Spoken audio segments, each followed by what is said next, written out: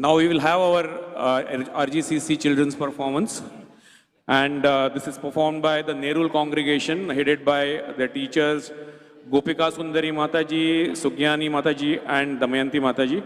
So today they are going to perform a drama titled Determination of Dhruva Maharaj. And along with this, there will be also a recital on prayers of Dhruva Maharaj, so Dhruva Stuti, as you know. So participating children are Aradhya Raghavendra, Ara Sanjay, Aradhya Sanjay, Aradhri Niva, Dakshesh, Naman, Priyansh Raut, Manaswini, Shakti, and Siddhiksha. So I will welcome all the children on the stage, please. हरे कृष्णा। ध्रुव महाराज का दृढ़ निश्चय, इस नाटिका को हम प्रस्तुत करने जा रहे हैं। तो आइए तालियों की गड़गड़ाहट से इन बालकों का प्रोत्साहन बढ़ाएं।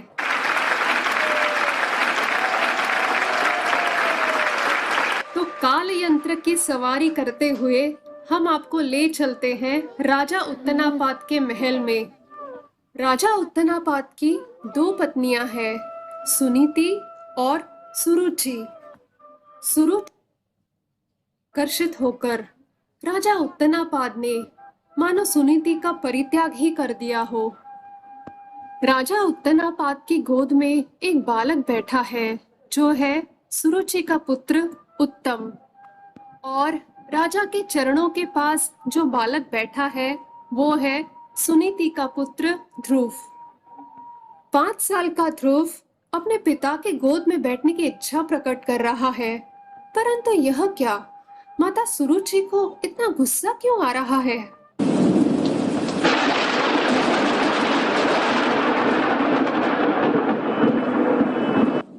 ध्रुव, तुम अपने पिता के गोद में नहीं बैठ सकते।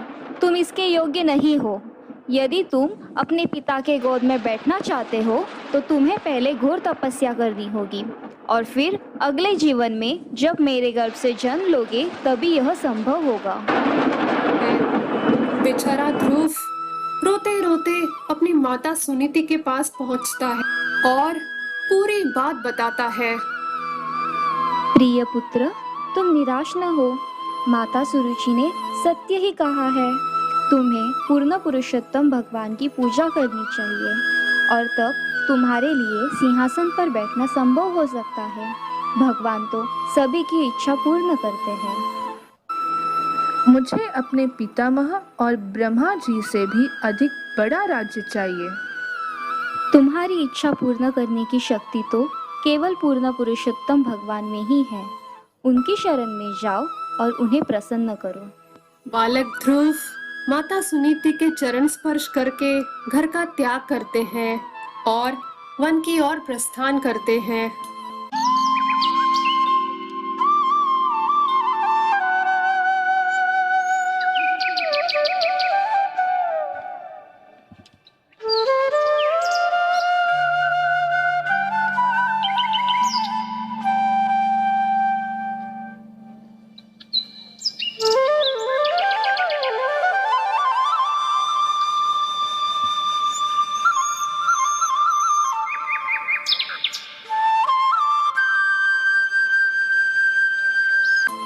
वन में पहुंचकर वे हर प्राणी से, हर वृक्ष से केवल एक ही प्रश्न करते हैं, मुझे भगवान कहाँ मिलेंगे?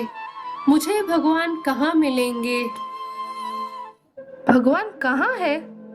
क्या आपको पता है भगवान कहाँ मिलेंगे? अब बालक ध्रुव की यह व्यथा देख नारद मुनि वहां प्रकट होते हैं। बच्चे, तुम यहाँ क्या कर रहे हो? मैं तुम्हारी स्थिति जानता हूं। अभी तो तुम्हारी खेलने कूदने की आयु है। यह तपस्या तुमसे नहीं हो पाएगी। बड़े हो जाओगे तब तपस्या करने आ जाना। तपस्या करना कठिन होता है। अपनी माता पिता की बात का बुरा नहीं मानना। अभी तुम घर वापस जाओ। नहीं, माता सुरुचि ने मेरा अपमान किया है। क्या आप मुझे बता सकते हैं भगवान कहाँ मिलेंगे? मुझे उन्हें प्रसन्न करना है। यदि भगवान को पाना चाहते हो तो वृंदावन से 400 कोस दूर मधुबन नाम का एक वन है। वहां यमुना नदी में स्नान करके भगवान का विग्रह बनाना, उसकी पूजा करना और तपस्या प्रारंभ करना। ओम नमो भगवते वासुदेवाय इस मंत्र का जप करना। इससे तुम्हें भगवान अवश्य प्राप्त हो जाएंगे।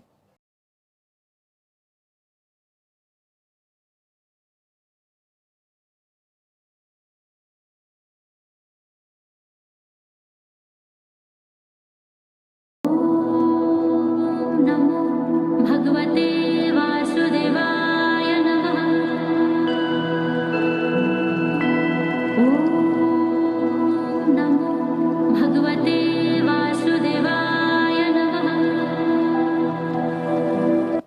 बालक ध्रुव नारद मुनि के कहे अनुसार भगवान विष्णु की आराधना में लग जाते हैं और घोर तपस्या करके वे भगवान विष्णु को अपने हृदय में बसा लेते हैं। उनकी घोर तपस्या और साधना के बल के कारण पृथ्वी भी हिलने लगती है और यह देख सभी देवतागण घबरा जाते हैं। वे सभी भगवान विष्णु की शरण में जाते हैं और सहायता की मांग करते हैं। 6 महीने की कड़ी तपस्या के पश्चात भगवान विष्णु बालक ध्रुव को अपना दर्शन देते हैं। ओम नमो भगवते वासुदेवाय। ओम नमो भगवते वासुदेवाय। ओम नमो भगवते वासुदेवाय।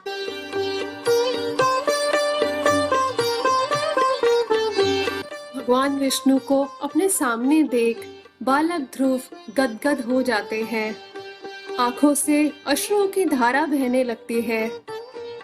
बोलो ध्रुव, तुम्हें क्या चाहिए? मैं तुमसे बहुत प्रसन्न हूँ। और जैसे ही भगवान विष्णु अपना शंख बालक ध्रुव के सिर पर स्पर्श करते हैं, बालक ध्रुव को सभी वेदों का ज्ञान प्राप्त हो जाता है। भगवान विष्णु का दिव्य दर्शन पाकर उच्च राज्य प्राप्त करने की जो आकांक्षा थी, वह आकांक्षा भी उन्हें तुच्छ लगने लगती है।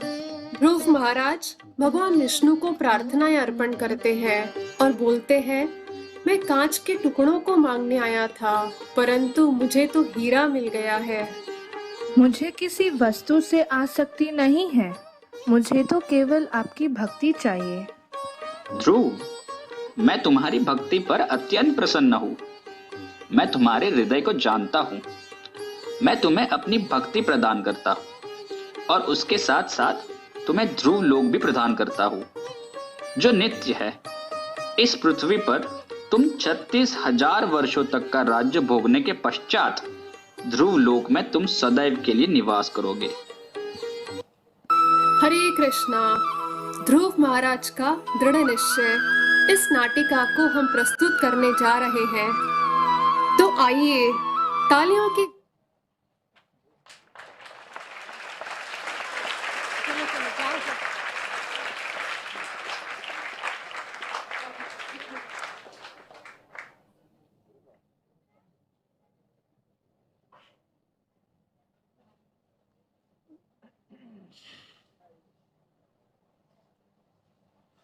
ध्रुवा उवाच योऽन्तः प्रविश्य मम वाचम् इमां प्रसुप्तां सञ्जीवयति अखिलशक्तिधरः स्वधाम्ना अन्यांश्च हस्तचरणः श्रवणे त्वगादि प्राणान् नमो भगवते पुरुषाय तुभ्यम् एकस्त्वमेव भगवन् इदमात्मशक्त्या मायाख्ययोरुगुणया महदाद्यमशेषं सृष्ट्वानुविश्य पुरुषः सदसद्गुणेषु नानेव दारुषु विभावसुवद विभासि त्वद्दधया वयुनयेदम् अचष्ट विश्वं सुब्ध प्रबुब्ध इव नाथ भवत्प्रपन्न तस्यापवर्य शरणं तव पादमूलं विस्मर्यते कृतविधा कथमात्र बन्धो नूनं विमुष्टमतयस्तव मायया ते ये त्वां भवाप्य विमोक्षणम् अन्यहेतु अर्चन्ति कल्पकतरुं पुनपोपभोग्यम् इच्छन्ति यत्स्पर्शजं निरयेऽपि नना यानिर्वृतिस्तनुभृतां तव पादपद्म ध्यानात् भवाजनकथा श्रवणेन वास्या सा ब्रह्माणि स्वमहिमन्यपि अपि नातमाभूत् किं त्वन्तकाशिलुलिता तपततां विमाना भक्तिं मुहुः प्रवहतां त्वयि मे प्रसंगो भूयात् अनन्तं विमोक्षताम् अन्यहेतु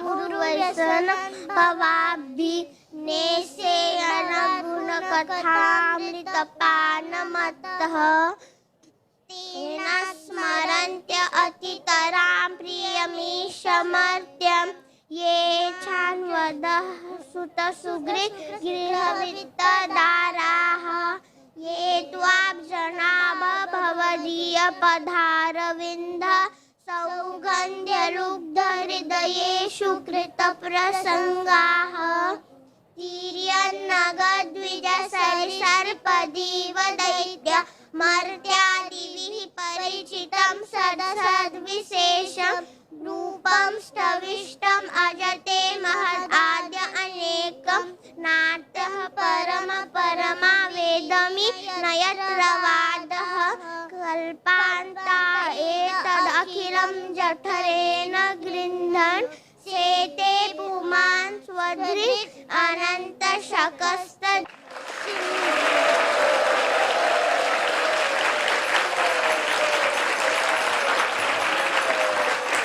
हरे Krishna.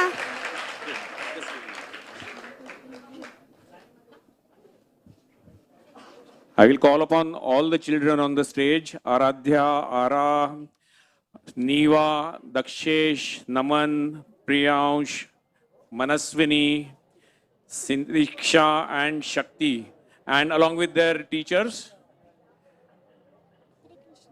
Gopika Sundari Mataji, Sugyani Mataji and Damayanti Mataji. For that wonderful performance and recitation, let us appreciate them by loudly chanting 3 times. Hari Bol, Hari Bol, Hari Bol. Thank you. Hare Krishna, Hare Krishna.